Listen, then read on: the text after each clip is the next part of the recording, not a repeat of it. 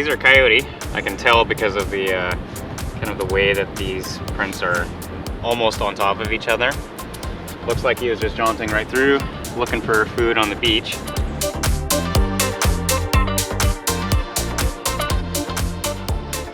Here we are, back at the ocean. Our first look at the Great Pacific since we left High Meadow at the top of our watershed.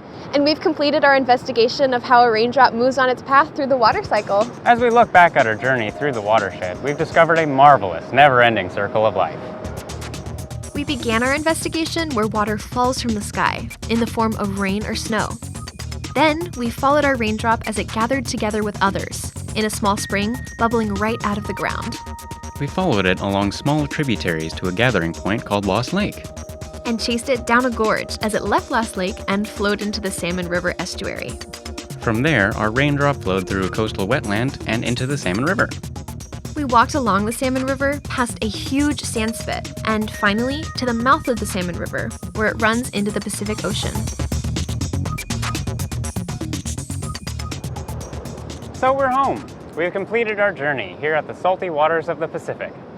If you were a crow, you could fly 2,600 miles to the east before you see the Atlantic Ocean on the other side of the United States. You'd be flying over a whole lot of watersheds on that trip. And if you were a humpback whale, you could swim non-stop across 5,000 miles of open ocean to the west, all the way to Japan.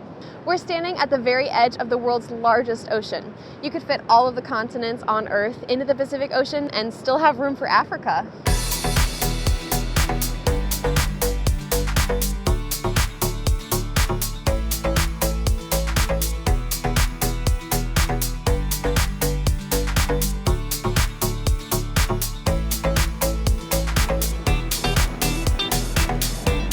You've helped us track our tiny raindrop through the water cycle and down its own watershed.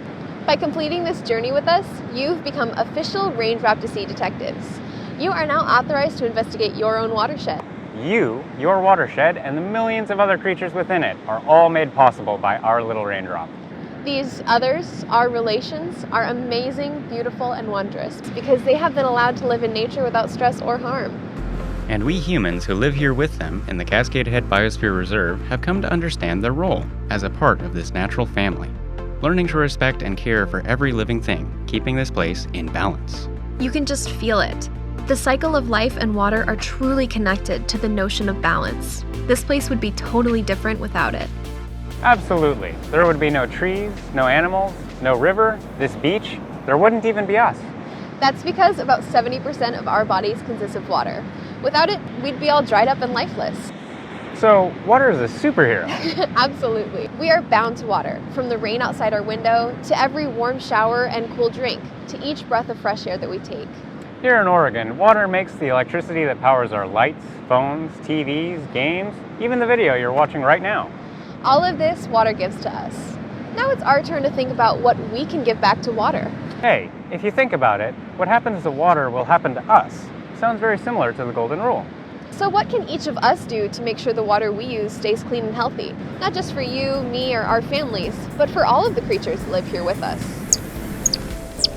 I'm an aspiring forest biologist. Exploring my watershed and removing invasive plants helps me to better understand my relationship with the land. I live sustainably to protect what I love by avoiding plastic and limiting waste, and by growing my own vegetables at home. I learn even more about sustainability in the natural world through interactions with my mentors and friends, and by sharing my discoveries and growing knowledge of the forest with others.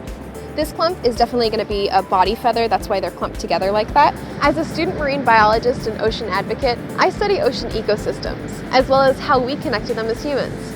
I also love to talk about plastic pollution and discuss ways to cut our use of plastic. I carry a reusable water bottle, participate in beach cleanups, and support plastic-free companies. Since we're all connected to watersheds and the ocean, it's important that we each do our best to ensure the health of our waters. As full-fledged Raindrop to Sea detectives, we hope you'll join us in creating a personal relationship with your own watershed.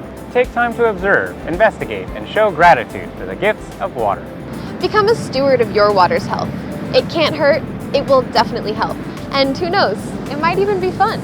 So hey, Raindrop to Sea detectives, thanks for taking part in our investigation of this wonderful watershed inside the beautiful Cascade Head Biosphere Reserve. Think of our experience together like reading a giant living book called The Story of Life as Told by Water.